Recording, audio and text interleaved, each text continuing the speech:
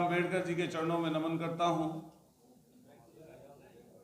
और आज फातिमा शेख, जननायक कपूरी ठाकुर, सावित्रीबाई फूले जी के लिए खास तौर से ये जो प्रोग्राम रखा गया है, इसमें जो ओबीसी महासभा है, जो लगातार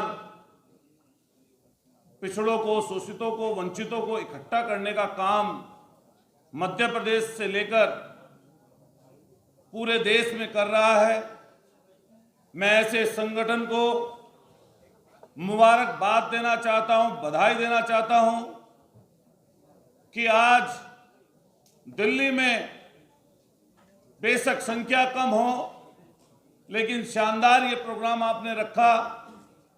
मैं सारे नौजवान साथियों को और जो इसके कर्ता धर्ता हैं उनको बारंबार बधाई देता हूं। मंच पर अलग अलग जगह से आए हुए लोग उपस्थित हैं और सब लोगों ने अपने अपने तरीके से बात को रखा है। अभी जब लक्ष्मण भाई बोल रहे थे तो बहुत एकाग्रता से और बहुत मन लगाकर एक एक व्यक्ति उस बात को सुन रहा था, लेकिन कई बार जो बात हम सुनते हैं, जानते हैं, देखते हैं, परखते हैं, अगर कहीं नुक्कड़ पर, चौराहे पर, गांव में, बस्ती में, गली में, मोहल्ले में अगर सामने से कोई ऐसा व्यक्ति आ जाए जो सांप्रदायिक हो, उसकी सोच में ऐसी शक्तियां बैठी हुई हो जो हमेशा दबाती रही, कुचलती रही, अच्छी सोच को छुपाती रही, तो उसके सामने ये बातें फिर नहीं आती। अभी जो चर्चा चल रही है, क्योंकि चर्चाएं तो बहुत सारी हैं, लेकिन एक चर्चा जो इस समय आम है, पूरे के पूरे देश में सबसे बड़ी गद्दी पर बैठे हुए व्यक्ति से लेकर और जमीन पर रहने वाले उस पन्ना प्रमुख तक जो भाजपा के लोग बनाते हैं, माननीय अखिलेश यादव जी ने उत्तर प्रदेश में बात कही। अभी कल आपने टीवी पर देखी होगी, आप लोगों ने नजदीकी से उसको अगर जाना ना हो तो मैं उसको दोहरा देता हूं। यहां पर सोशल मीडिया के लोग ज्यादा बैठे हैं, मेन स्ट्रीम मीडिया के भी हमारे लोग एक आध होंगे, लेकिन मेन स्ट्रीम मीडिया, चाहे वो हमारे अखबार के साथी हो और चाहे हमारे न्यूज चैनल के साथी हो, किसी ने बढ़ चढ़कर वो बात नहीं दिखाई। माननीय अखिलेश यादव जी कल एक प्रोग्राम में गए और भाजपा और आरएसएस के लोगों ने उनका वहां पर विरोध किया। बहुत अच्छी बात जो उन्होंने बोली, जो लगातार बोलनी चाहिए, बार बार बोलनी चाहिए, हर मंच से हमको बोलनी चाहिए कि सिर्फ सूरवीर होने की वजह से हम लोगों को ये लोग जो मंदिर में संतों के पास जाने से लोग रोक रहे हैं, इनसे बड़ा अधर्मी कोई नहीं हो सकता। ये सबसे बड़ा अधर्मी है। इनकी सोच में, विचार में सिर्फ यही चीज बचती है जो चारों तरफ इस समय फैलाने का काम देश की सबसे बड़ी गद्दी पर बैठे हुए शख्स से लेकर नीचे तक का व्यक्ति कर रहा है, वो है अंधविश्वास। एक बाबा आया है, अभी कुछ बाबा जेल में है और एक बाबा 40 दिन की छुट्टी, जिन्होंने अंधविश्वास को बढ़ाया, वैज्ञानिक तर्कों को नकार दिया। एक बाबा आया है 26 साल का, एक हमारे साथी ने, ओबीसी के साथी ने, लोधी समाज के एक नौजवान ने उस बाबा का विरोध कर दिया मध्य प्रदेश में, उस बाबा का विरोध किया और भाजपा के साथियों को, इन्हीं अंधविश्वास फैलाने वाले साथियों को मिर्ची लग गई और ऐसी मिर्ची लगी कि उसको पार्टी से बाहर निकाला और साथ साथ उसको नहीं, उसकी जात को सिर्फ इसलिए बेइज्जत किया गया क्योंकि वो शूद्र था, वो लोधी था, इसलिए बेइज्जत किया गया, मुकदमे दर्ज हुए और एक तरफ दूर उसको डाल दिया गया। यह है इस समय की आरएसएस और भाजपा। मैं बधाई देना चाहता हूं उस मंच से कि अखिलेश यादव जी ने कल जिस तरह की बात कही, जो बात थी कि भाजपा और आरएसएस और भाजपा, अगर शूद्र की बात सबसे ज्यादा अगर किसी ने जमीन तक पहुंचाने का काम किया वो इन्हीं लोगों ने किया। अब अंधविश्वास की बात कर रहा था, क्योंकि वक्ता कई हैं, लेकिन बोलूंगा जरूर 5-7 मिनट और। अंधविश्वास की बात चल रही है और सब उसमें पड़े हुए हैं। नुक्कड़ पर, चौराहे पर, गलियों में, मोहल्लों में, कस्बों में, गांव में, हर जगह प्लानिंग के साथ इस काम को किया जा रहा है।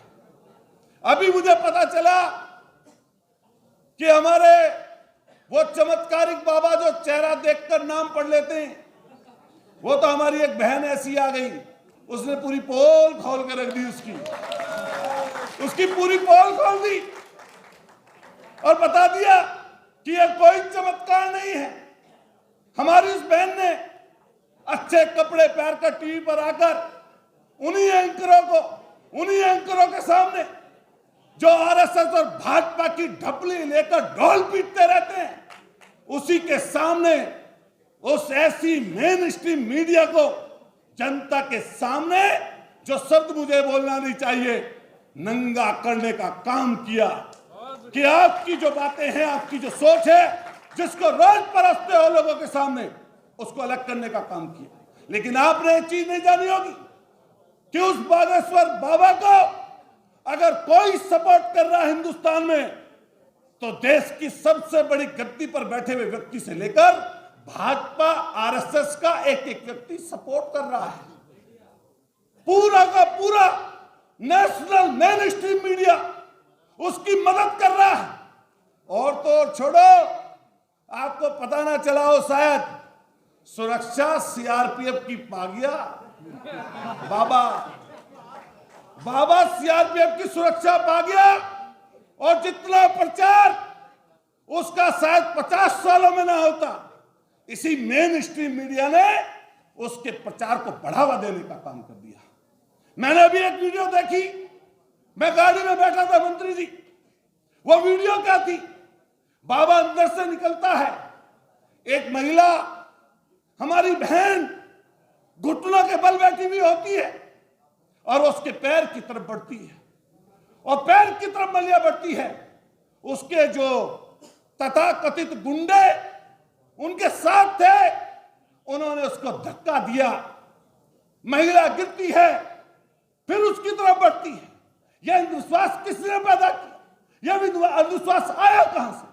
और अगर सबसे ज्यादा यह अंधविश्वास है कहीं पर, यह मुसलमान भाइयों के पसमानदा समाज में है, और हमारे यहां गरीब पिछड़े नौजवान, आज की तारीख में नौजवान लोगों में भी है।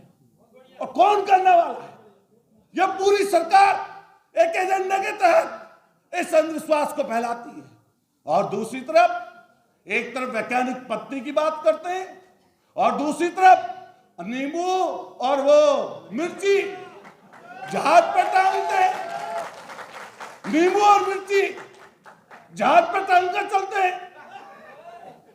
और तो और छोड़ो, इनकी खूबियां बहुत हैं, ऐसी खूबियां जो इनको गद्दी दिला रही है। सीट पर ये बैठे हैं और हम सब लोग उसी राह पर चल पड़े हैं।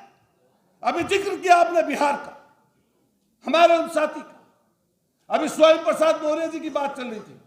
अरे अपना अपना विचार है, आपको कोई चीज अच्छी लगती है, किसी को चीज अच्छी नहीं लगती। लेकिन एक चर्चा और बताऊंगा अंधविश्वास की। हमारे आदरणीय प्रधानमंत्री जी प्रयागराज में गए थे कुंभ के मेले में, 3-4 तरफ से कैमरे सजे थे। हमारी एक सफाई कर्मचारी महिला आती है, अभी लक्ष्मण भाई की बात पर आऊंगा उसके बाद। महिला आती है और एक अच्छा कालीन बिछा होता है, मूड़े नुमा स्टूल लगे रहते हैं, प्रधानमंत्री जी उस पर विराजते हैं। देश के सबसे शक्तिशाली, प्रतिभावान फेक ओबीसी उस पर विराजते हैं और उस बेचारी हमारी महिला सफाई कर्मचारी के पैरों को धुलने का काम करते हैं और देश में एक मैसेज देते हैं कि ये पूरी सरकार इन गरीब लोगों के साथ है। इससे एक लोगों के मन में बात गई कि हमारे वाल्मीकि समाज और हमारे जो सफाई कर्मचारी हैं उसके पैर धुलने का काम किया। बेशक वो पैर पहले साबुन से अच्छे वाले से धुलवाए गए होंगे, वो बात अलग है, लेकिन अगर वो थे सही, अगर सफाई कर्मचारी हमारे, अगर वो वाल्मीकि समाज को कुछ देना चाहते थे, उन सफाई मजदूरों को कुछ देना चाहते थे, तो जैसे ही पहला हाथ मलते तो कहते कि जितनी संविदा पर कर्मचारी हैं, सफाई कर्मचारी, मैं पूरे उत्तर प्रदेश और देश के जहां भी भाजपा शासित प्रदेश है उनको सबको परमानेंट करता हूं।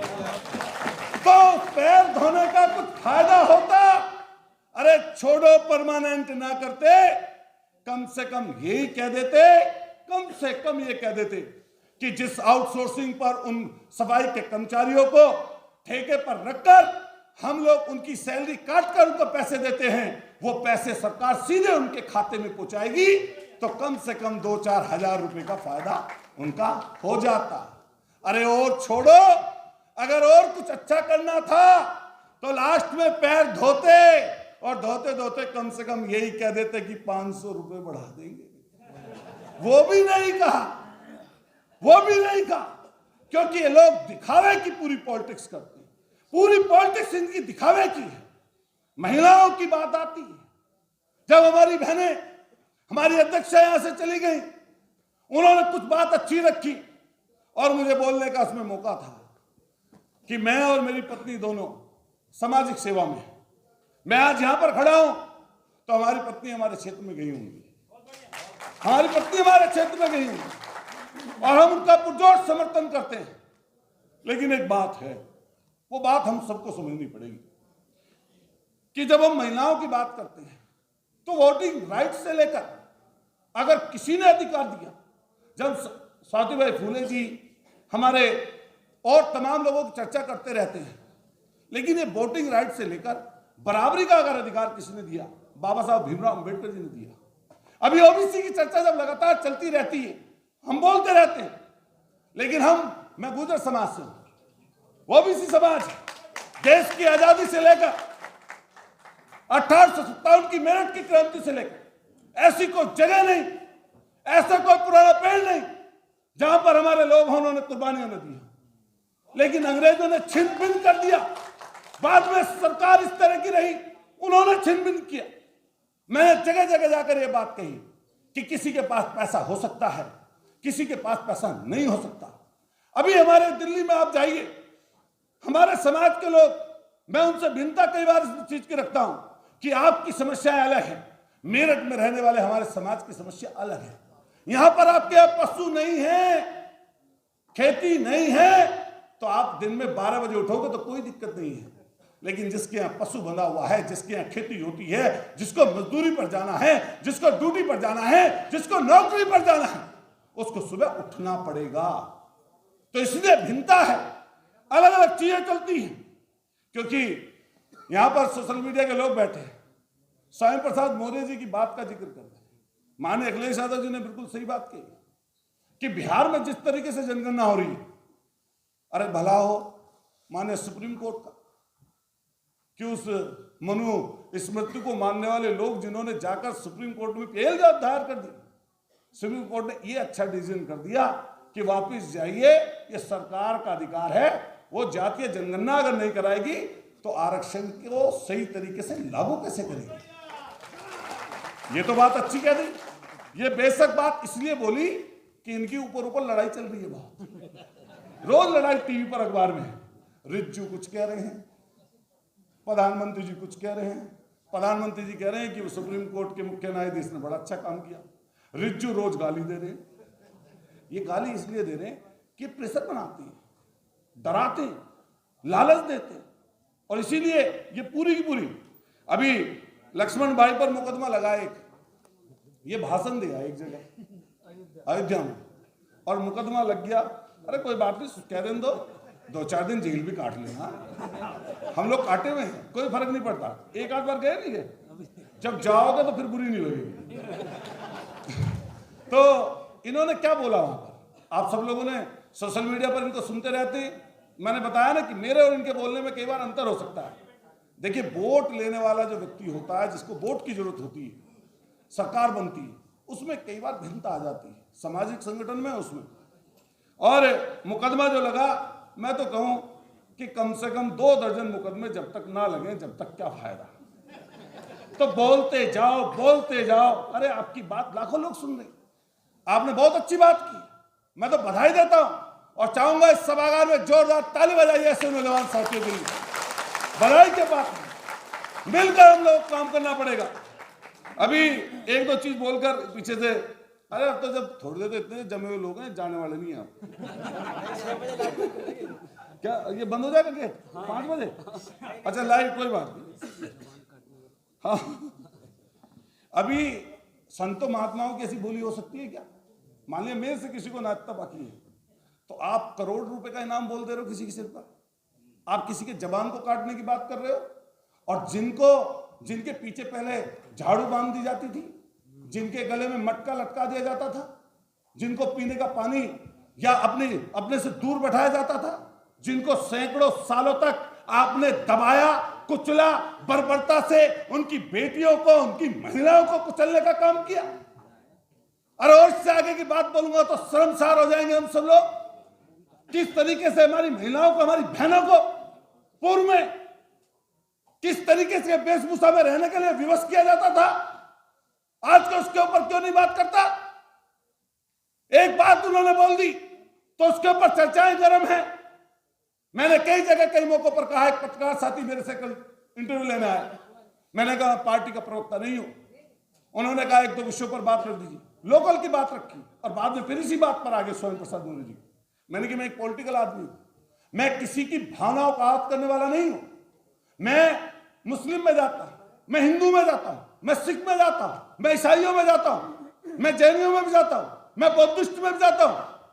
मेरे ऐसे व्यक्ति से सरोकार है जो कई लोग हो सकते हैं कि क्षेत्र के पैसे वाले और ताकतवर लोग हों, लेकिन मेरा अपनी सोच ये कहती है, मेरा अपना जो विचार है उसको मुझ पर कोई नहीं थोप सकता। मेरा अपना विचार, मेरी जो विचारधारा है वो अम्बेडकरवादी विचारधारा है। और उसी विचारधारा को लेकर मैंने पहले दिन से जब अपनी शुरुआत की, एक दंगाई, लोगों को बांटने वाले, दंगा फैलाने वाले 1000 करोड़ से ज्यादा व्यक्ति को उसी जनता ने मेरे ही मुद्दे पर, मेरे ही विषय पर, मैं 2 बार चुनाव हारा, लेकिन एक समय ऐसा आया, गरीब जनता इकट्ठी हो गई, दलित, शोषित, वंचित इकट्ठे हो गए, अकलियत के लोग इकट्ठे हो गए और सही सोच को मानने वाले लोग इकट्ठे हो गए। मैंने उसी शख्स को, जहां पर 91 से कभी नहीं जीत पाया था कोई, मैंने उसी सीट पर, उसी जगह उसको हरा दिया। इसलिए हमें अपने बात से भागने की जरूरत नहीं है। एक मुद्दा, एक समय ऐसा आएगा कि आपकी चीजें परिवर्तित हो जाएंगी। अभी उत्तर प्रदेश में जातीय जनगणना का जिक्र है और मैं बधाई दूंगा कि माननीय राष्ट्रीय अध्यक्ष जी की स्वयं प्रसाद मौर्य जी से जब बात हुई तो उन्होंने एक बात कही कि आप इस समय जातीय जनगणना पर ही भ्रमण करिए, इसी पर चलिए और इसी चीज को आगे बढ़ाइए। अब भाजपा के मंत्री हैं, एक डिप्टी चीफ मिनिस्टर हैं, हार के आए हैं, वहां से हारे हैं? हाँ, स्टूल कह लो या बिन स्टूल कह लो, बाबा ने इनके पास स्टूल भी नहीं छोड़ रखा। अरे मैं उसी उत्तर प्रदेश में सदन में देखता हूं ना, मैं अब की बार कुछ कहना चाह रहा था, मैं सदन में कहूंगा जरूर, लेकिन उसे पहले यहां बोल दूं, मैंने कि ये मंत्री बन गए संतरी और संतरी जो है बन गए मंत्री। उत्तर प्रदेश में किसी मंत्री की हैसियत नहीं अपने विभाग में 1 रुपए का बजट अपने हिसाब से पास करा ले। ये डिप्टी चीफ मिनिस्टर हैं, भाई डिप्टी जुड़ा हुआ है इनके सामने, बाकी सौदा इनके पास कुछ नहीं है। बिल्कुल इनकी ऐसी हालत कर दी जो ये स्वयं प्रसाद मौर्य और दूसरे नेताओं के लिए बोलते रहते हैं। अरे आपका विषय अलग है, हमारा विषय अलग है, आपकी विचारधारा अलग है, हमारी विचारधारा अलग है। हम अपने विचार पर काम कर रहे हैं, आप अपने विचार पर काम करो, ये बात सही है। हमें किसी के विचार को, सोच को, मान लिया किसी की कुछ भावनाएं हैं, उसके बारे में नहीं बात करनी चाहिए, लेकिन पद और ओहदे पे बैठे हुए व्यक्ति को तो ऐसी बात नहीं करनी चाहिए। अरे प्रधानमंत्री जी, जब दिशा देने का काम कर रहे हो तो आप दिशा इस चीज की दीजिए ना कि इसका बाबा का क्या हो। इस बाबा पर मुकदमा, जब महाराष्ट्र में कानून है ऐसा कि चमत्कारी जादू टोना वालों पर मुकदमा होगा, तो वहां की एक संस्था ने जब कहा, चैलेंज किया इनको कि आइए चैलेंज को फेस करिए, तो क्यों कहां चले गए भाई। और फिर वहां की उस महाराष्ट्र की सरकार ने, पूर्व में कई लोगों पर मुकदमे दर्ज हुए हैं, उससे पहले सरकार में, इस सरकार ने उस जादू टोना वाले पर मुकदमा क्यों नहीं किया? क्योंकि ये तो चाहते हैं जादू टोना, इसलिए नहीं किया। खैर